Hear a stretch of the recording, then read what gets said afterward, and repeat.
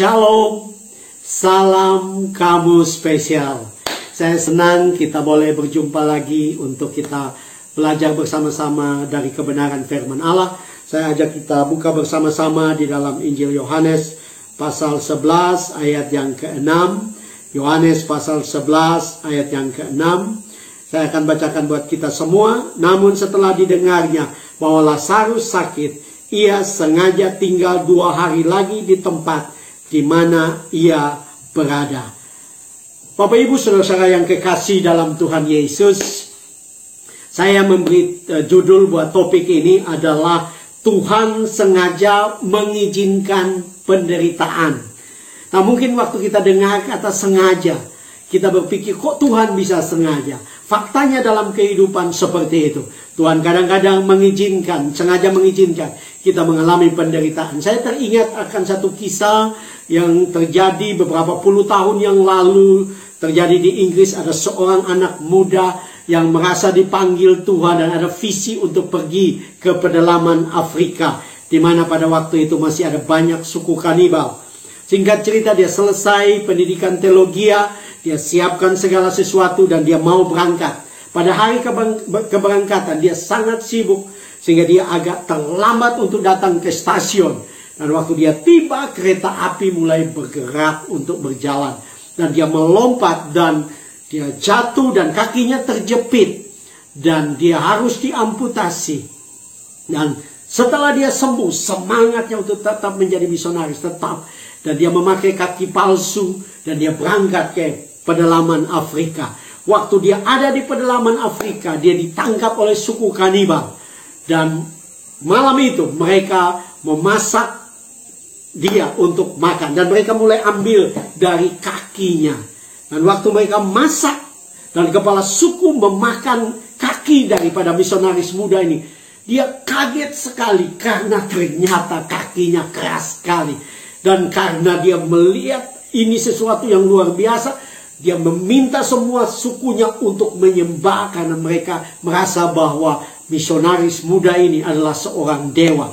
Dan singkat cerita, misionaris muda ini mulai memberitakan Injil dan seluruh suku itu diselamatkan. Tuhan sengaja mengizinkan anak muda ini kecelakaan dan dia memakai kaki palsu sehingga dia diselamatkan. Bahkan dari semua itu, suku itu boleh diselamatkan.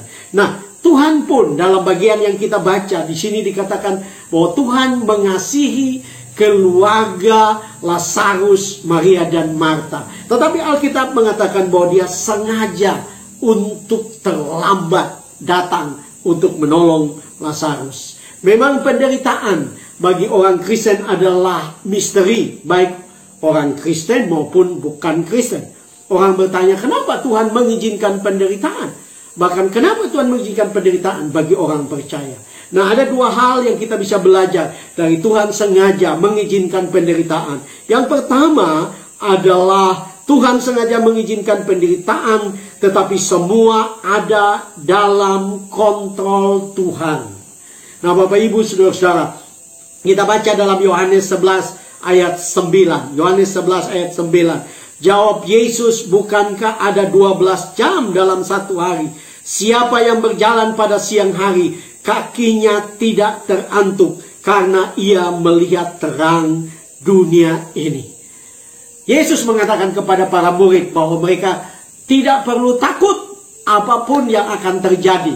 Memang ada murid yang mengatakan bahwa Tuhan, beberapa hari yang lalu orang Yahudi mau melempari engkau dengan batu. Mengapa engkau mau kembali lagi ke sana? Ya, tapi Yesus berkata bahwa kalau kita berjalan bersama dengan dia, kita melihat terang dunia ini yaitu dia, maka kita terus ada dalam perlindungan. Kita ada dalam kontrol Tuhan. Jadi kita tidak perlu takut. Apa yang terjadi dengan Lazarus pun ada di dalam kontrol Tuhan. Kita teringat akan Ayub. Bagaimana dia seorang yang saleh. Alkitab mengatakan dia sungguh-sungguh beribadah kepada Allah. Tetapi Tuhan dengan jelas mengizinkan penderitaan. Tapi kita lihat bagaimana adegan percakapan antara iblis dan Allah. Setiap kali iblis mau mencobai Ayub dengan penderitaan, dia minta izin kepada Tuhan. Semua ada dalam kontrol Tuhan. Dimulai dengan harta bendanya, kemudian anak-anaknya, kesehatannya, semua ada dalam izin Tuhan. Tuhan mengontrol segala sesuatu. Karena itu dalam penderitaan kita, dalam kesulitan kita, dalam tantangan kita, kita tahu bahwa Tuhan mengontrol segala sesuatu. Kita tidak perlu takut. Kita tidak boleh berpikir bahwa Tuhan terlambat. Mungkin kita berpikir, wah, Tuhan izinkan pandemi terjadi COVID-19 buat kita. Kemudian Tuhan lagi izinkan bencana alam. Saya mau katakan, Tuhan mengontrol segala sesuatu. Bahkan ada waktu Tuhan yang tepat. Ada ungkapan yang luar biasa mengatakan, jam Allah selalu tepat. Berharap kepada Dia dalam penderitaanmu, maka Dia akan datang dan menolong engkau seperti apa yang terjadi dengan Lazarus. Yang kedua, Tuhan sengaja mengizinkan penderitaan untuk kemuliaan yang lebih besar. Alkitab mengatakan bahwa Yesus ada di seberang Sungai Yordan.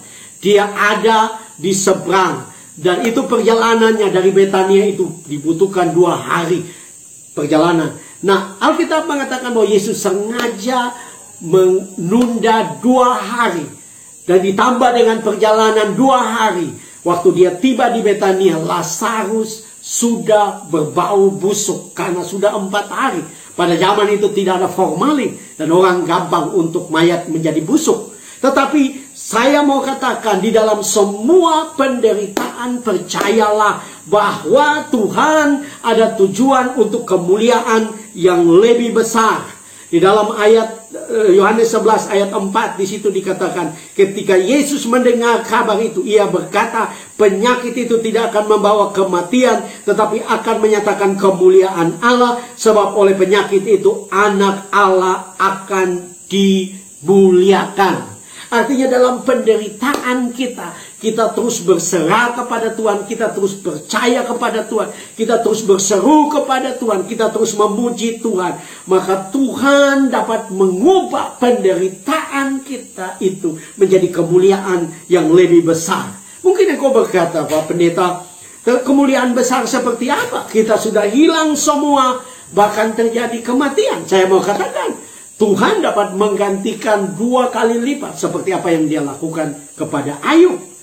Mungkin engkau berkata, iya tapi kalau kematian, saya mau katakan, Paulus berkata, kematian itu adalah keuntungan bagi orang percaya. Saya percaya kita lebih senang untuk pergi ke surga. Sekarang ini ada banyak orang berusaha di dunia yang maju seperti Amerika untuk membangun tempat tinggal di planet yang lain. Kita orang percaya tidak perlu itu. Kalau Tuhan izinkan kita mati, kita akan berpindah dari dunia yang penuh dengan penderitaan dan ketakutan ini kepada surga yang penuh dengan kemuliaan. Bagaimana dengan mereka yang positif COVID-19? Saya mau berkata, ada kemuliaan Tuhan yang besar juga.